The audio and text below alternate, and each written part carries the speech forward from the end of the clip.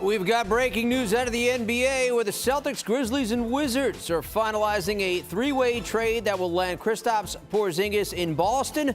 This according to ESPN. The deal will also send Marcus Smart to Memphis, while fellow point guard Tyus Jones will head to D.C.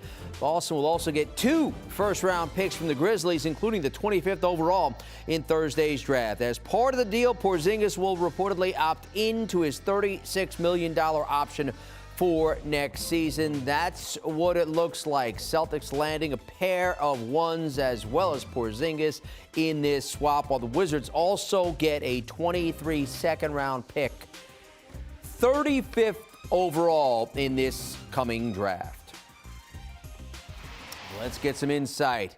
HQ NBA analyst Bill Reiter joining us. And Bill, this was on again, off again, back on again. From the Celtics standpoint, they ultimately land Porzingis, and the player they give up now is Marcus Smart instead of Malcolm Brogdon, whose physical issues may have been the ultimate issue for the Clippers in that original trade. Boston also lands 2 ones. So this second iteration of the trade, from your vantage point, how do you see it for Boston? It's a lot to process, Jim. So Porzingis to me is a giant question mark. I understand the talent. I understand the shot blocking ability despite his defensive liabilities. And I know that statistically, analytically, he was actually really good last year in 65 games, the most he's played since his second year in the league in 2016-17. But Marcus Smart is a former defensive player of the year. He is in many ways the heart and soul of this team, at least defensively. So it's a little, for me, I don't love it, except you're getting 2 first-round picks back, including a later pick in this draft. We know that over the years it's normally Danny Ainge, but still the Celtics are pretty good about finding value. It's a blockbuster.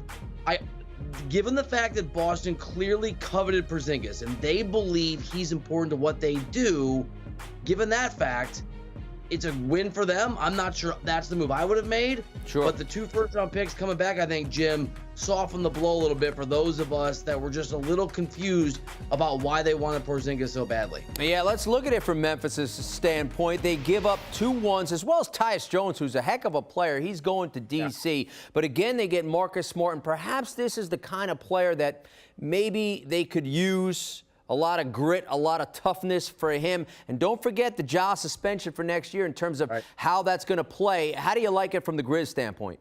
Look, it's an initial reaction, Jim, but I love it. I absolutely love it. Let's break it down short-term, long-term. Short-term, you said it.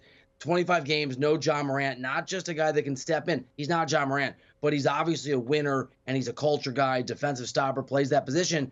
But it's also just some maturity. I mean, this is somebody who, by every account, you talk to folks in Boston, is, or I guess was, critical to that culture in that Celtics locker room. That's key.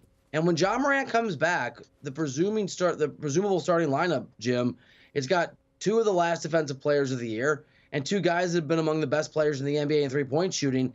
And you've got a Marcus Smart. Again, this will matter, I think, for Ja Morant and this team. Veteran leadership. I know Marcus Smart's never won an NBA championship, but he's been in the finals. He's made deep postseason runs. He's hit big shots.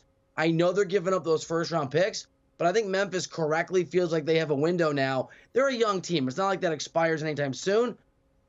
I love it for Memphis. I think Marcus Smart is such an important player, and I think he's exactly on a few levels what the Grizzlies needed. And lastly, the Wizards were going to get the 30th pick in the draft in the original trade. Now they get the 35th pick, as well as Tyus Jones. Whether they keep him or not, he's a player they could use, obviously. Terrific player, but they could also deal for more, perhaps, draft capital. How do you like it from the Wiz standpoint? So look, once they traded Bradley Beal, they were obviously going to tear this thing down. And Michael Winger, who runs basketball operations, has put together a new and impressive on the face of it front office. This was the plan. It's long-term. They're in it for the long term. But I think it's worth pointing out they've moved on from Bradley Beal. Yep. They've moved on from Kristaps Porzingis, who obviously the Celtics to a degree coveted. And Jim, they did not get a single first-round pick, if I got these details down properly, in that return. So I do think that Washington is in good hands. I think it's a front office that knows what it's doing, but I'm not sure. The Porzingis deal is fine, right? In the context of Kristaps Porzingis, you knew you had to move him. There was a deadline that was looming because of his opt-in deadline on this evening. But when you look at it as totality, Beal goes out, Porzingis goes out, no first-round pick comes in. For me, it's just not enough of a return. Yeah, 35th pick in Tyus Jones. Perhaps Jones is their starting point guard next season. We'll see how it plays out. He's CBS NBA analyst Bill Reiter. Bill, we always appreciate the insight. This is what the trade looks like once again. The Boston Celtics receiving Kristaps Porzingis and a pair of first-round picks, including the 25th overall pick in Thursday's draft. Marcus Smart is heading to Memphis. So Boston does shed a point guard. It's not Malcolm Brogdon. Instead, it's Marcus Smart. And then Tyus Jones to our nation's capital with the 35th overall pick in